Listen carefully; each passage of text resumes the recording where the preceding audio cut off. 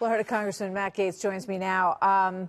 Pretty unbelievable, some of these things that he got people to say. What was it like when you were in there with him, and how did you figure it out?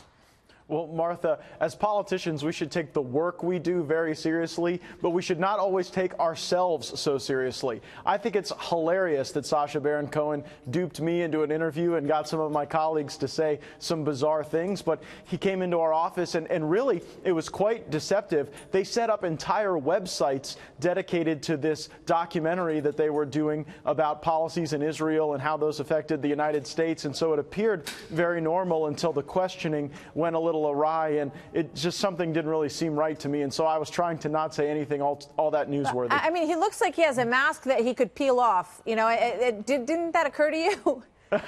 Well, he would not be the only dude who runs around Washington with a great deal of makeup on, Martha. That happens in this town a little bit more than it does in regular America, and so it didn't surprise me just to see someone conducting an interview with makeup. Let's watch this from former Illinois Congressman Joe Walsh. And so I'm reading this, Michael, off of a teleprompter, and I'm thinking to myself, well, this is kind of crazy. The alarm went off, but the alarm really went off about 3 o'clock that next morning when I said, oh, my God, I've been duped. Well, why were they reading stuff off of teleprompters in the first place? I mean, it seems a little odd for a congressman to, you know, be put in that position and just sort of agree to say these ridiculous things about arming 3- and 4-year-olds and agree to say that into a camera on a teleprompter?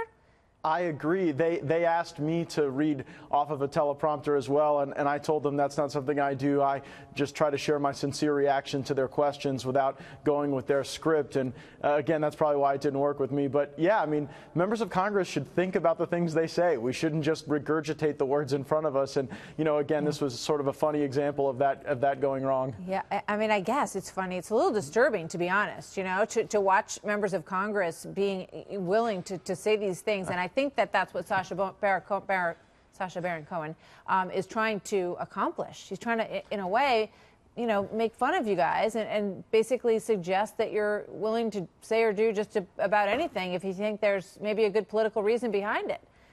Or if there's a camera pointed at us, maybe there are far too many members of Congress willing to read any teleprompter words if it means the camera light's on. But yeah, either way, you know, that's humor. It's ironic humor that's indicative of Sacha Baron Cohen's style. Though I think that sometimes he goes far over the line. He has created some funny moments on television, and I got a good laugh out of it. Yeah, he has created some funny moments. I would agree with you there. Sarah Palin is definitely not laughing about what he did to her impersonating a wounded veteran. I want to switch gears for a moment because I know that you had Lisa Page on the Hill today. She is the former lover of Peter Strzok, who everybody has heard so much about, and we sort of watched her walk through the hallways, and she went in to answer some questions. What can you share about that? There was one text message that speaks to, it was contemporaneous with the time Comey was fired, and there's a message about needing to open up a certain case while Andy McCabe is the acting director. In previous behind closed doors interviews, Mr. Rosenstein has indicated to members of Congress that that did not involve Russia. Peter Strzok did not answer that question, and Lisa Page, I believe, answered it in a way that is inconsistent with Rod Rosenstein's prior statements behind closed doors. And if, in fact, they were trying to open up a Russia case because someone was the acting director that wouldn't have been opened otherwise, that shows the bias not just in people's hearts, but in their actions as they were conducting the investigation. That's what we're trying to prove, that bias resulted in a change of the investigative activities, which has been detrimental to the president and to the country. Is there any indication that she will undermine Peter Strzok?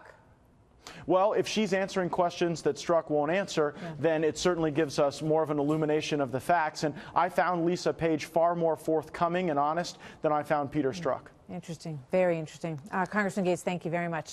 I promise this is a real interview. Good to see you tonight. Thank you, sir.